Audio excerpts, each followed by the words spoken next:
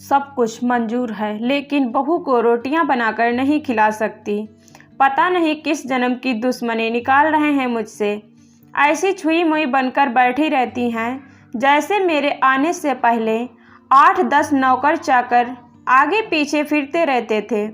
थोड़ा बहुत हाथ पैर हिलाने से कौन सा शरीर घिस जाएगा इनका। सब कुछ मेरे भरोसे छोड़कर बैठ जाएंगी। बाहर से थक कर आओ और फिर घर में आते ही रसोई में लग जाओ। वंदना खींचते हुए अपना सारा गुस्सा रसोई में बर्तनों पर निकाल रही थी। ऐसा नहीं था कि उसकी सास रुक्मणी जी को बहू के बड़बड़ाने का मन नहीं था, लेकिन वह भी ठिठाई पर थी। बहू की भड़बड़ाहट को एक कान से सुनकर दूसरे कान से निकाल रही थी। वंदना एक पढ़ी लिखी लड़की थी। उसका सपना था कि वह अपने पैरों पर खड़ी होगी। उसने नौकरी के लिए कई जगह आवेदन भी रखा था। इसी बीच जब उसके लिए अनिकेत का रिश्ता आया तो उसने साफ साफ कह दिया कि वह शादी इसी शर्त पर करेगी कि शादी के बाद उसे अच्छी नौकरी मिली तो कोई उसे नौकरी करने से नहीं रोकेगा। आखिर इतना पढ़ने लिखने के बाद वह घर पर नहीं बैठ सकती थी। अनिकेत और उसके घर वालों को इस बात से कोई आपत्ति नहीं थी कि उनकी बहू नौकरी करेगी, इसीलिए दोनों तरफ से खुशी खुशी यह रिश्ता हो गया। शादी के कुछ दिनों बाद ही वंदना का ज्वाइनिंग लेटर आ गया। जिस दिन वंदना ने अपने ससुराल वालों से कहा था कि वह अब नौकरी करेगी, तो उसकी सास रुक्मणी जी ने सारे परिवार के सामने कह दिया था, बहू नौकरी करे इससे मुझे कोई आपत्ति नहीं है। मैं यह भी नहीं कहूँगी कि वह पहले सारे घर का काम करे फिर नौकरी पर जाए, लेकिन मैं भी अब पहले की तरह पूरा घर नहीं संभाल सकती। मुझे सब कुछ मंजूर है, लेकिन मुझसे यह उम्मीद मत करना कि मैं बहू को रोटियां बनाकर खिलाऊंगी। मुझे पता है कि अगर मैं एक इस भंवर में फंस गई तो जिंदगी भर निकल नहीं पाऊंगी। उस वक्त सबको रुक्मणी जी की बातें सुनकर हैरानी तो हुई थी। उनके पति ने तो यह भी कहा कि मुझे नहीं पता है कि मेरी सीधी सादी सरल पत्नी भी सास बनते ही अपना रूप बदल देगी, लेकिन इस सब बातों का रुक्मणी जी पर कोई असर नहीं हुआ। वह तो अपनी जिद पर अड़ी थी। खैर, वंदना को तो नौकरी करनी ही थी, क्योंकि घर के थोड़े से काम के लिए वह अपनी इतनी अच्छी नौकरी तो नहीं छोड़ सकती थी। वही उसके पति और ससुर जी ने भी नौकरी की इजाज़त दे दी थी, तो वह भी कहाँ रुकने वाली थी। इस समस्या का यह हल निकला गया कि घर के कामों के लिए एक काम वाली बाई और खाना बनाने के लिए एक कुक रख ली गई। खाना बनाने वाली सुबह और शाम का खाना बनाकर चली जाती। वंदना का काम था ऑफिस से आकर बस खाना परोसना। यूं ही दिन निकलते रहे। वंदना की शादी को 2 साल हो चुके थे। अब वह वंदना और बाकी सब घर वालों को इस रूटीन की आदत हो गई थी, लेकिन मुश्किल तो तब होती थी जब कभी खाना बनाने वाली छुट्टी ले लेती थी। ऐसा कि कुछ इन 2 दिनों से हो रहा था, जिस कारण से वंदना खींची हुई थी। ऑफिस से आकर रोटियां बनाना उसे बहुत बड़ा बोझ लग रहा था। वैसे तो रुक्मणी जी इन दिनों में सब्जियां काट कर बना देती थी, लेकिन वह बहू के ऑफिस से आने के बाद रसोई में झांकती भी नहीं थी। उस समय वंदना को अपनी बैठी हुई सास बहुत चिढ़ती थी। वह बड़बड़ाती रहती और रोटियां बनाती रहती। बाद में अपनी माँ से फ़ोन पर भर भर कर शिकायत करती, जिससे बाद उसे थोड़ा सा सुकून मिल जाता। कुछ दिनों बाद वंदना के भाई की शादी भी तय हो गई। वंदना की होने वाली भाभी भी नौकरी पैसा था। वंदना की माँ ने सगाई के वक्त ही खुश होते हुए गर्व से कह दिया, भाई मैं तो सासों की तरह नहीं हूँ जो बहू के आने पर हाथ रखकर बैठ जाऊँ। जब अभी तक पूरा घर संभालती रही थी तो अब क्यों नहीं।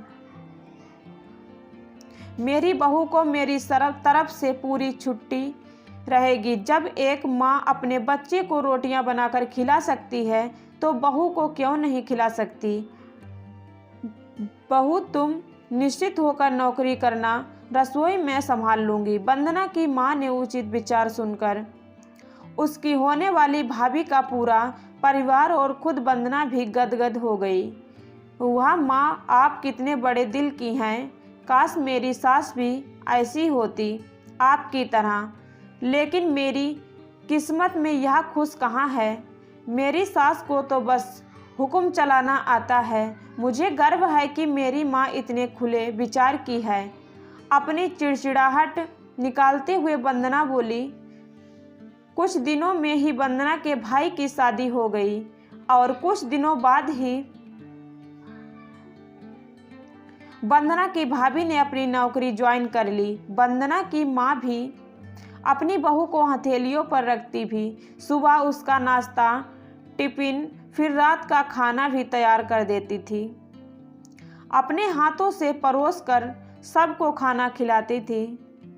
उनकी वह बहू भी मम्मी जी कहती हुई अपनी मनपसंद नापसंद बनाती रहती, जिसे वंदना की माँ बड़े चाव से पूरा करने में लगी रहती थी। खुशी खुशी दिन बीत रहे थे, लेकिन यह प्रक्रिया धीरे धीरे अब उदासीनता में बदल रही थी। वंदना की भाभी को अब कुछ भी ना करने की आदत पड़ गई थी। एक दिन जब वंदना फोन पर अपनी माँ से बात कर रही थी तो उसकी माँ बस रो पड़ी। बेटा, मैं इतना करती हूँ तेरी भाभी के लिए, फिर भी उसे मेरी कदर नहीं। अरे, मेरी दी हुई छूट अब मुझ पर ही भारी पड़ने लगी है। क्या हुआ माँ, आप ऐसे क्यों बोल रही हैं? आप तो भाभी का मुझसे भी ज़्यादा ध्यान रखती हैं। क्या भाभी ने आपको कुछ कहा है? वंदना बेचैन होते हुए पूछने लगी। कुछ क्या बेटा, अब तो बस कुछ वह मुझसे ही कहती है। ऑफिस से आने के बाद एक गिलास पानी के लिए भी मुझे आवाज़ देती है।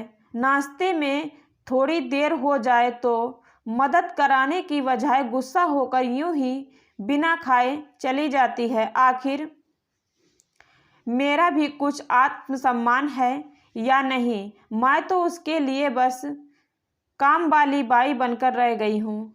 माँ, यह तो बहुत गलत बात है। आप भाई से साफ साफ क्यों नहीं कह देती कि अपनी बीवी की लगाम खींच कर रखे? आप माँ हैं, कोई नौकरानी नहीं। भाभी नौकरी करती हैं, इसका मतलब यह नहीं कि आप पर हुक्म चलाएगी। गरजते हुए वंदना बोली। इस मुंह से कही बेटा, पहले तो खुद माने ही आगे बढ़कर कुल्हाड़ी पर अपना पैर दे मारा। फिर शिकायत करती तो किससे करती? तेरे पापा ने तो कहा भी था कि बहू को ज़्यादा छूट दोगी तो बाद में पछताओगी, लेकिन मैं ही बड़ाई की भूखी थी जो अपनी बहू को सर पर चढ़ा लिया। एक बात कहूँ बेटा, तू चाहे अपनी सास को कुछ भी कहे, लेकिन समधन जी का यह फैसला सही था कि वह बहू को रोटियां बनाकर नहीं खिलाएंगी। एक बार वह सबकी नज़रों में बुरी अखंड सास तो बन गई, लेकिन आगे के लिए कम से कम अपना आत्मसम्मान तो बचा लिया। अब ना तू उन्हें कोई ताना दे सकती है और ना ही कोई रिश्तेदार। काश मैंने भी शुरू से यही घर गृहस्थी की पूरी जिम्मेदारी अपने सिर पर लेने से इनकार कर दिया होता तो आज मेरा यह हाल ना होता। माँ की बातें सुनकर वंदना निशब्द हो गई। भरी मन से उसने फोन रख दिया। बाहर हाल में आकर देखा तो सास ससुर आराम से बैठे बातें कर रहे थे। बातें करते करते उसकी सास अपने नाखूनों पर नैन पेंट लगा रही थी, जिसे देखकर ससुर जी उन्हें चिढ़ रहे थे।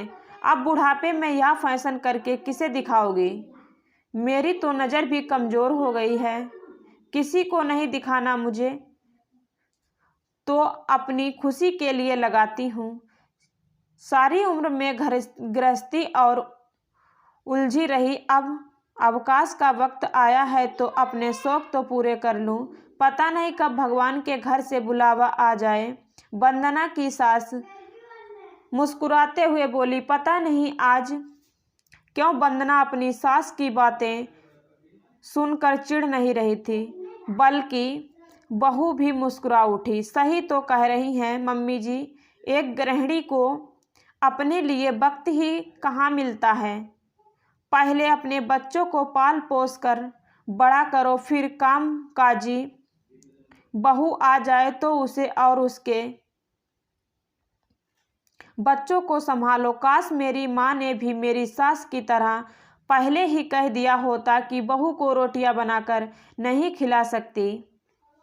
आज वंदना को अपनी सास मतलबी नहीं बल्कि अपने आत्मसम्मान की रक्षा करने वाली एक सशक्त नारी स्त्री नजर आ रही थी। वैसे देखा जाए तो आज के समय में हर लड़की अपने पैरों पर खड़ा होना चाहती है। यह सच में बहुत ही जिम्मेदारी का काम भी होता है, और यह जिम्मेदारी तब और बढ़ जाती है जब वह शादी करके आने ससुराल आ जाती है। जिस तरह ससुराल वाले अपेक्षा रखते हैं कि बहू आने के बाद वह उनका सहयोग करेगी, वैसे ही एक बहू भी ससुराल वालों से सहयोग की उम्मीद रखती है। लेकिन अति हर चीज़ की बुरी होती है।